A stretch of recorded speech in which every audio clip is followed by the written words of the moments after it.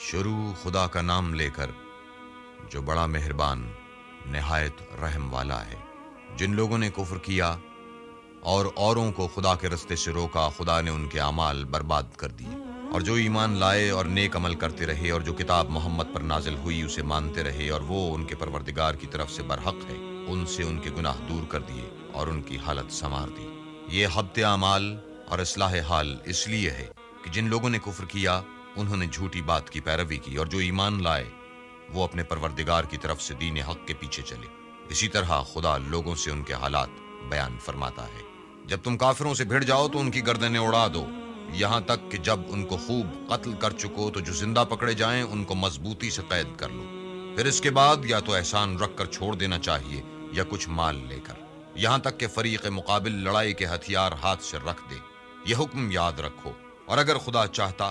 تو اور طرح ان سے انتقام لے لیتا، لیکن اس نے چاہا کہ تمہاری آزمائش ایک دوسرے سے لڑوا کر کرے، اور جو لوگ خدا کی راہ میں مارے گئے ان کے عملوں کو ہرگز ضائع نہیں کرے گا، بلکہ ان کو سیدھے رستے پر چلائے گا اور ان کی حالت درست کر دے گا، اور ان کو بہشت میں جس سے ان کو شناسا رکھا ہے داخل کرے گا۔ اے اہل ایمان، اگر تم خدا کی مدد کرو گے تو وہ بھی تمہاری مدد کرے گا اور تم کو ثابت قدم رکھے گا، اور جو کافر ہیں ان کے لیے ہلاکت ہے اور وہ ان کے اعمال کو برباد کر دے گا۔ یہ اس لیے کہ خدا نے جو چیز نازل فرمائی انہوں نے اس کو ناپسند کیا تو خدا نے ان کے اعمال لکارت کر دیے۔ کیا انہوں نے ملک میں سیر نہیں کی تاکہ دیکھتے کہ جو لوگ ان سے پہلے تھے ان کا انجام کیسا ہوا؟ خدا نے ان پر تباہی ڈال دی،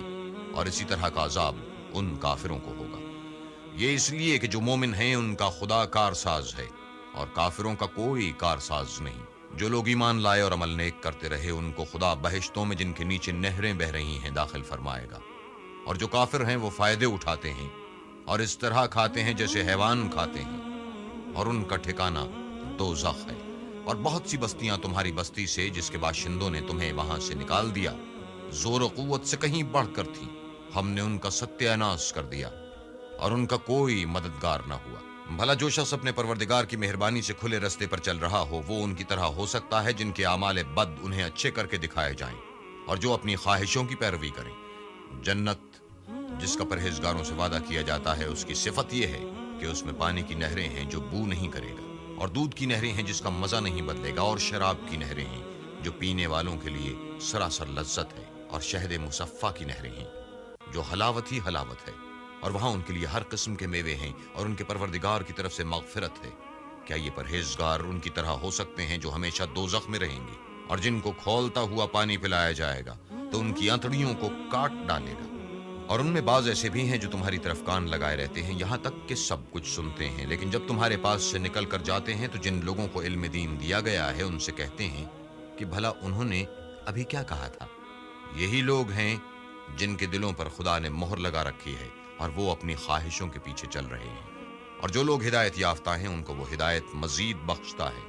اور پرہیزگاری عنایت کرتا ہے۔ اب تو یہ لوگ قیامت ہی کو دیکھتے ہیں کہ ناگہاں ان پر آ واقع ہو، سو اس کی نشانیاں وقوع میں آ چکی ہیں۔ پھر جب وہ ان پر آ نازل ہوگی اس وقت انہیں نصیحت کہاں مفید ہو سکے گی۔ بس جان رکھو کہ خدا کے سوا کوئی معبود نہیں، اور اپنے گناہوں کی معافی مانگو، اور مومن مردوں اور مومن عورتوں کے لیے بھی، اور خدا تم لوگوں کے چلنے پھرنے اور ٹھہرنے سے واقف ہے۔ اور مومن لوگ کہتے ہیں کہ جہاد کی کوئی صورت کیوں نازل نہیں ہوتی، لیکن جب کوئی صاف معنوں کی صورت نازل ہو اور اس میں جہاد کا بیان ہو تو جن لوگوں کے دلوں میں نفاق کا مرض ہے تم ان کو دیکھو کہ تمہاری طرف اس طرح دیکھنے لگیں گے جس طرح کسی پر موت کی بے ہوشی طاری ہو رہی ہے، سو ان کے لیے خرابی ہے۔ خوب کام تو فرما برداری اور پسندیدہ بات کہنا ہے۔ پھر جب جہاد کی بات پختہ ہو گئی تو اگر یہ لوگ خدا سے سچے رہنا چاہتے تو ان کے لیے بہت اچھا ہوتا۔ اے منافقو، تم سے عجب نہیں کہ اگر تم حاکم ہو جاؤ تو ملک میں خرابی کرنے لگو اور اپنے رشتوں کو توڑ ڈالو۔ یہی لوگ ہیں جن پر خدا نے لعنت کی ہے اور ان کے کانوں کو بہرا اور ان کی آنکھوں کو اندھا کر دیا ہے۔ بھلا یہ لوگ قرآن میں غور نہیں کرتے یا ان کے دلوں پر قفل لگ رہے ہیں؟ جو لوگ راہ ہدایت ظاہر ہونے کے بعد پیٹھ دے کر پھر گئے، شیطان نے یہ کام ان کو مزین کر دکھایا اور انہیں طول عمر کا وعدہ دیا۔ یہ اس لیے کہ جو لوگ خدا کی اتاری ہوئی کتاب سے بیزار ہیں یہ ان سے کہتے ہیں کہ بعض کاموں میں ہم تمہاری بات بھی مانیں گے، اور خدا ان کے پوشیدہ مشوروں سے واقف ہے۔ تو اس وقت ان کا کیسا حال ہوگا جب فرشتے ان کی جان نکالیں گے اور ان کے منہوں اور پیٹھوں پر مارتے جائیں گے۔ یہ اس لیے کہ جس چیز سے خدا ناخوش ہے یہ اس کے پیچھے چلے اور اس کی خوشنودی کو اچھا نہ سمجھا، تو اس نے بھی ان کے عملوں کو برباد کر دیا۔ کیا وہ لوگ جن کے دلوں میں بیماری ہے یہ خیال کیے ہوئے ہیں کہ خدا ان کے کینوں کو ظاہر نہیں کرے گا؟ اور اگر ہم چاہتے تو وہ لوگ تم کو دکھا بھی دیتے اور تم ان کو ان کے چہروں ہی سے پہچان لیتے اور تم انہیں ان کے انداز گفتگو ہی سے پہچان لوگے، اور خدا تمہارے اعمال سے واقف ہے۔ اور ہم تم لوگوں کو آزمائیں گے تاکہ جو تم میں لڑائی کرنے والے اور ثابت قدم رہنے والے ہیں ان کو معلوم کریں اور تمہارے حالات جانچ لیں۔ جن لوگوں کو سیدھا رستہ معلوم ہو گیا اور پھر بھی انہوں نے کفر کیا اور لوگوں کو خدا کی راہ سے روکا اور پیغمبر کی مخالفت کی،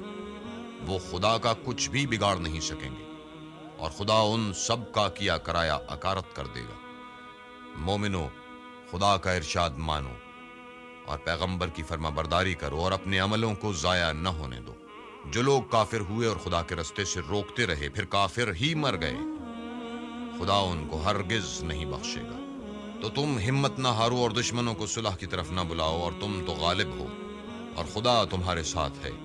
وہ ہرگز تمہارے اعمال کو کم اور گم نہیں کرے گا۔ دنیا کی زندگی تو محض کھیل اور تماشا ہے،